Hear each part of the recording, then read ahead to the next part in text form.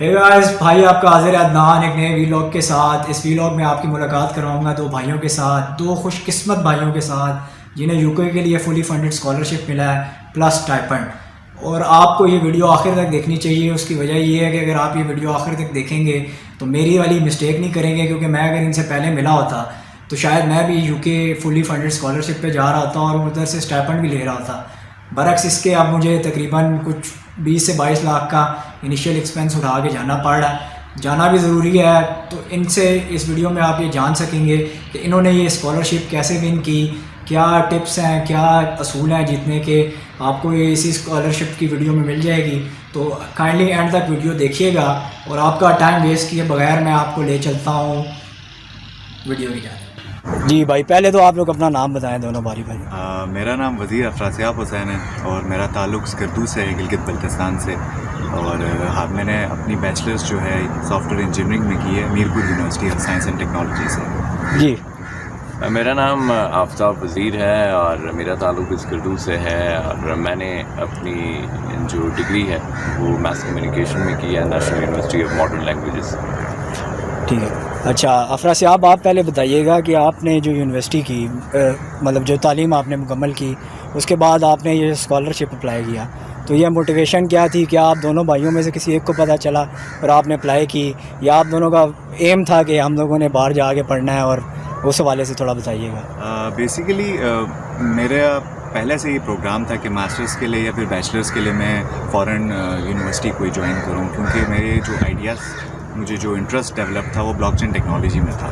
तो पाकिस्तान में इसकी सरगर्मियाँ बहुत कम है और यूनिवर्सिटीज़ में बहुत कम मौक़े मौजूद हैं। तो मेरा एम तो यही था कि बाहर से ही पढ़ना है, तो इसलिए मुख्तलिफ़ स्कॉलरशिप्स में अप्लाई करता था।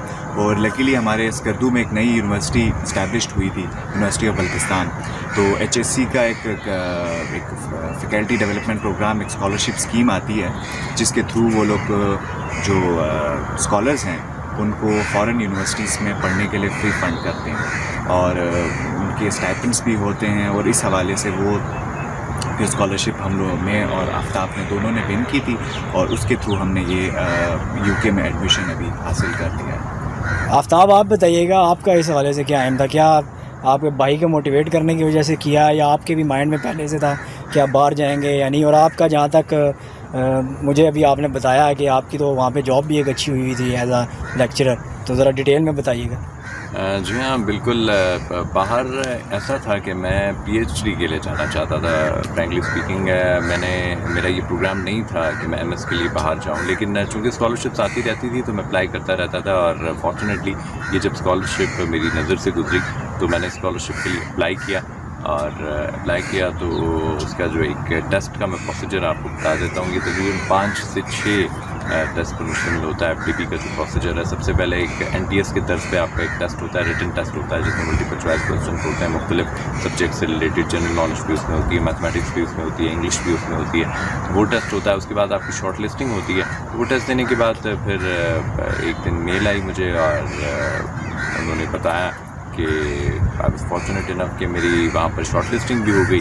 और उसके बाद फिर इंटरव्यू के लिए मुझे कॉल कर लिया गया।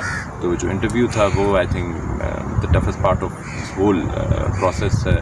और उसमें काफ़ी सारे तकरीबन 6-7 लोगों का पैनल था वो, जिसमें सब्जेक्ट स्पेशलिस्ट भी थे, HEC से लोग भी थे, वाइस चांसलर भी थे।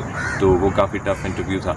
उसके बाद फिर जब इंटरव्यू हमने सक्सेसफुली क्रॉस किया तो हमें क्लास डेमोन्स्ट्रेशन के लिए बुलाया गया यूनिवर्सिटी में।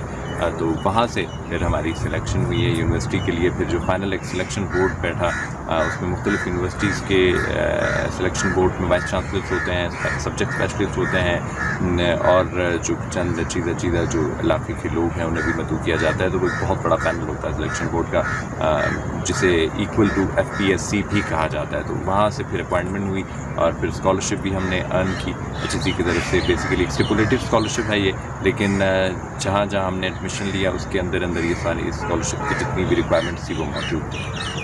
ठीक है। अच्छा, आप बताइए अफरासियाब, आपको आफ्ताब से ही पता चला इसके बारे में, या मतलब आप दोनों में से पहले तो ये बताएं कि ये पता किसको चला, और फिर मतलब ये एक लकी चीज़ है जिसमें ये वीडियो अटेंशन ग्रैब कर सकती है लोगों की, और देखना भी चाहेंगे कि आप दोनों ही भाइयों को वो मिल गई। क्योंकि ये जो स्कॉलरशिप है नॉर्मली हमने सुना है, जैसे मैं अपने बारे में भी पूरा डिटेल में बता चुका हूँ, मैं तो CSE भी नहीं ले सका था, तो मतलब वो भी बात यही होती है। और यहाँ पे आप दोनों भाइयों को मिल गई, तो इस हवाले से थोड़ा बताइएगा। एक तो मतलब ऑफ कोर्स ऊपर वाले का करम है आप पे, लेकिन उसके अलावा आप लोगों ने ऐसी क्या स्ट्रेटजी अपनाई कि दोनों ने ये ले ली?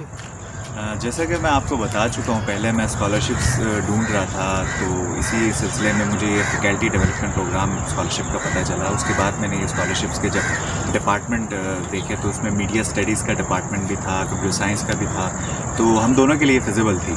तो मैंने आफ्ताब से भी ये शेयर की स्कॉलरशिप के बारे में जो डिटेल्स थी। उसका मेन जो क्राइटेरिया होता है HEC जो यूनिवर्सिटीज़ के बारे में स्टूडेंट्स को या स्कॉलर्स को बताता है कि एक मखसूस बजट होता है, ये यूनिवर्सिटी डिमांड करती है। यूनिवर्सिटी जैसे मैंने यूनिवर्सिटी ऑफ बल्तिस्तान के थ्रू किया था, तो उन्होंने डिमांड किया था HEC से $20,000 जो ट्यूशन फ़ीस के ज़ुमरे में, और £750 पर मंथ स्टाइपेंड का। बाकी एयर टिकटिंग के कुछ फेयर्स थे। और $20,000 या पाउंड्स? $20,000। ठीक।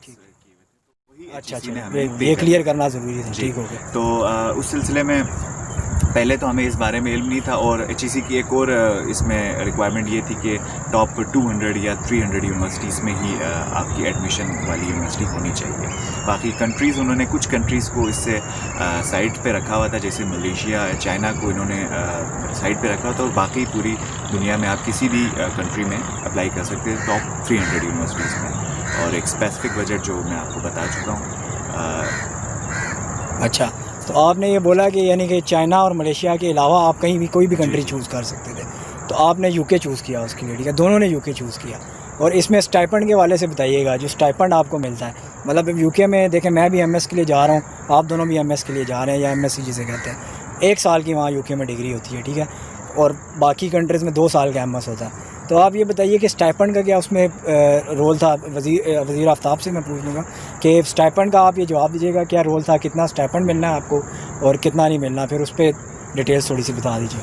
स्टाइपेंड हमें बेसिकली जो HEC ने बताया है, वो जो हमारे PC1 में भी शामिल था, वो £800 है, और ये पर मंथ के हिसाब से मिलेगा। लेकिन जब तक आपकी डिग्री है तब तक आपको स्टाइपेंड मिलेगा, यानी कि 12th मंथ की हमारी डिग्री है।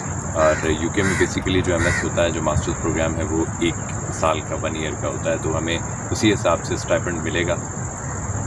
ठीक हो गया। चलें फिर अगली आने वाली इनमें सोलो इनके साथ वीलॉग बनाते हैं, उसमें इनसे अलहदा से डिटेल्स पूछते हैं कि इन्होंने ये यूनिवर्सिटीज़ क्यों चूज़ की और बाकी इसमें डिटेल्स क्या है।